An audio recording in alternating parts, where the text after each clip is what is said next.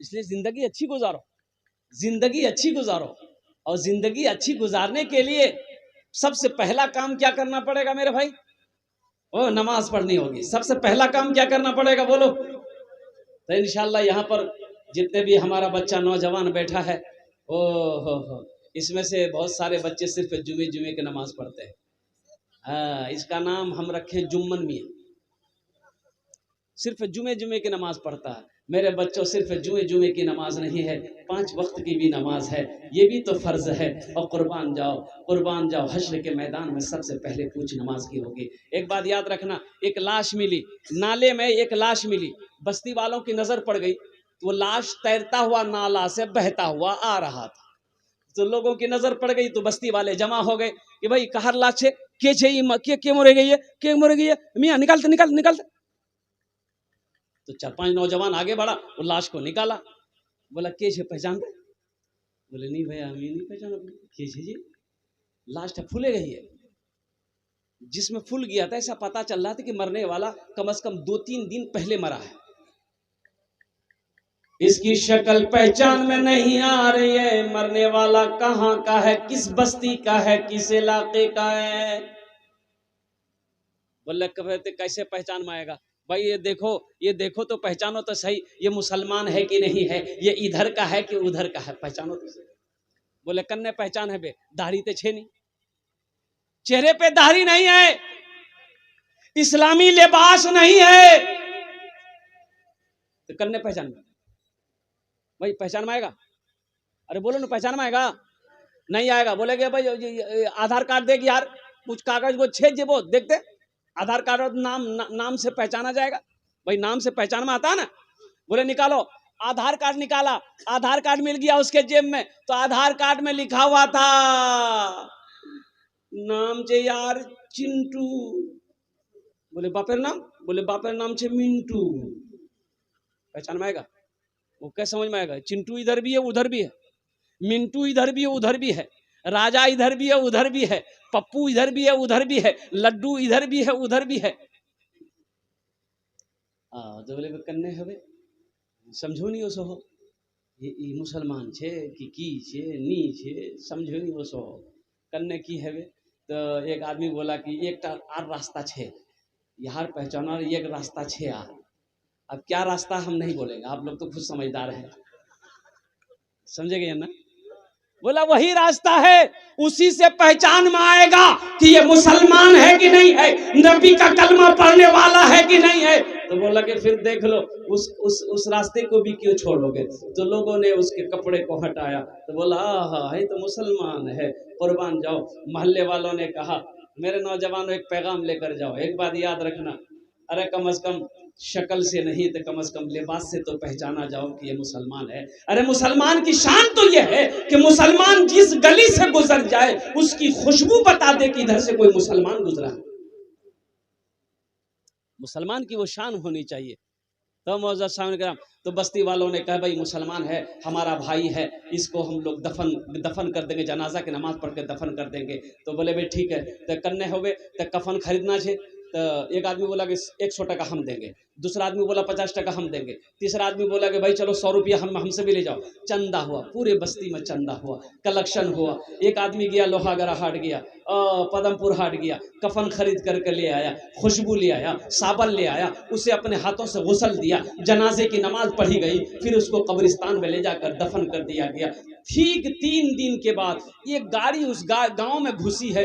देखते हैं कि हाई फाई लोग, नौजवान लोग निकला है। लोगों से पूछा कि भाई 3 दिन पहले किसी आदमी को तुम लोगों ने दफन किया है? बोला हाँ दफन किया, लावारिश लाश थी, उसका कोई वारिस नहीं था, हम लोगों ने चंदा करके उसके कफन का इंतजाम किया, अपने हाथों से हम लोगों ने दफन किया है। उसमें से कई लड़के रोने लगे ज़ारो कतार। तो गांव वाले ने पूछा कि भाई आप लोगों का उससे क्या ताल्लुक था, आप लोग कौन हैं? तो वो जो लड़का रो रहा था उन्होंने कहा कि जिसको आप लोग दफन किए, चंदे का कफन दिए हैं, वो मेरा बाप था, और कोई आम आदमी नहीं था। मेरी कोठी दिल्ली में है, पटना में है, कलकत्ता में है, मेरा बाप 1000 बीघा जमीन का मालिक है, कई फैक्ट्रियों का मालिक। लोगों ने कहा कि हाय रहाय कैसी मौत मरा, कैसी मौत मरा, इतना बड़ा पैसा वाला कि अपने पैसे का कफन भी नसीब नहीं हुआ, अपने पैसे का कफन तक नसीब नहीं हुआ, चंदा का कफन पहनकर इस दुनिया से रुखसत हुआ है। उसके मरने पर कोई आंसू बहाने वाला नहीं था, कोई जानने वाला नहीं था, कोई पहचानने वाला नहीं था। इसलिए मेरे दोस्तों, वो बुजुर्ग फरमाए कि जिसकी जिंदगी अच्छी होगी उसकी मौत अच्छी होगी, जिसकी जिंदगी बुरी होगी उसकी मौत बुरी होगी। इसलिए जिंदगी में अच्छा काम करो मेरे बच्चों, गुनाहों के रास्तों को छोड़ो, गुनाहों के कामों को छोड़ो, बुराई के रास्तों को छोड़ो, अच्छा काम करो, नमाजों की पाबंदी करो, चेहरे पे नबी की सुन्नत को सजाओ। इंशाअल्लाह फिर देखो अल्लाह तेरी जिंदगी को कैसे बदलता है। ये दुनिया भी संवर जाएगी, आखिरत भी बन जाएगी। इंशाअल्लाह अमल करोगे, हाथ उठाओ, इंशाअल्लाह सारे लोग अमल करेंगे। अल्हम्दुलिल्लाह सुम्मा अल्हम्दुलिल्लाह। ये मस्जिद का जलसा है मेरे भाइयों, मस्जिद अल्लाह का घर है। और सुनो, अल्लाह के नबी जनाब मोहम्मद रसूलुल्लाह सल्लल्लाहु अलैहि वसल्लम इरशाद फरमाते हैं। अच्छा, একটা কথা বলছি আলহামদুলিল্লাহ, আপনারা ভালো লোক এখানে বসে আছেন, শিক্ষিত লোক বসে আছেন আলহামদুলিল্লাহ। একটা কথা বলছি कि जन्नत में महल कौन कौन बनाएगा भाई, जन्नत में घर कौन कौन बनाएगा, हाथ उठाइए, हम दुआ कर देंगे इंशाअल्लाह। सब बनाएंगे, इसलिए कि मोमिन मोमिन मोमिन जन्नत में जाएगा। अल्लाह ने मोमिनों के लिए ही जन्नत बनाया है, सुभान अल्लाह। अल्लाह ने मोमिनों के लिए जन्नत बनाया है, मुसलमानों के लिए जन्नत बनाया है, लेकिन उसके कुछ काम हैं, काम करने होंगे फिर जन्नत मिलेगी, ऐसे नहीं मिलेगी। कुछ काम है, कुछ कायदे कानून है, उसके मुताबिक जिंदगी गुजारनी होगी, फिर जन्नत मिलेगी। तो मेरे भाइयों सुनो, हजरत उस्मान गनी रावी हैं रदी अल्लाह ताला अन्हु। ये कौन उस्मान? जो खलीफा सौम है, जो दामादे मुस्तफ़ा हैं, वो हजरत उस्मान गनी जो बहुत बड़े सखी थे, वो हजरत उस्मान गनी जिसको अल्लाह के नबी सल्लल्लाहु अलैहि वसल्लम ने दुनिया के अंदर में जन्नत का सर्टिफिकेट दे दिया था, जन्नत की बशारत दे दी थी, वो हजरत उस्मान गनी रदी अल्लाह ताला अन्हु रावी हैं। रिवायत फरमाते हैं कि अल्लाह के नबी ने इरशाद फरमाया, मन बना लिल्लाहि मस्जिदन बनल्लाहु लहू बैतन फिल जन्ना, कि जिसने दुनिया में अल्लाह का घर बनाया, अल्लाह उसके लिए जन्नत में आलीशान महल बनाएगा। आज मौका है, आज गनीमत मौका है कि रहती जिंदगी आखिरत के लिए कुछ कर लीजिए। अच्छा, क्या भरोसा भाई, अच्छा मान गए कि मेरा 5 बेटा है या 4 बेटा 2 बेटा है, मेरे मरने के बाद मेरा बेटा क्या करेगा नहीं करेगा, कोई गारंटी है भाई? या हम देखने आएंगे? कोई गारंटी नहीं। क्या पता मेरी बीवी क्या करेगी, मेरे लिए नहीं करेगी, मेरा भाई मेरे लिए कुछ करेगा कि नहीं करेगा। इसलिए अल्लाह के नबी ने इरशाद फरमाया, सबसे बेहतर सदका वो है जो रहती जिंदगी लोग अपने हाथों से कर दे, वो सबसे बेहतर सदका है।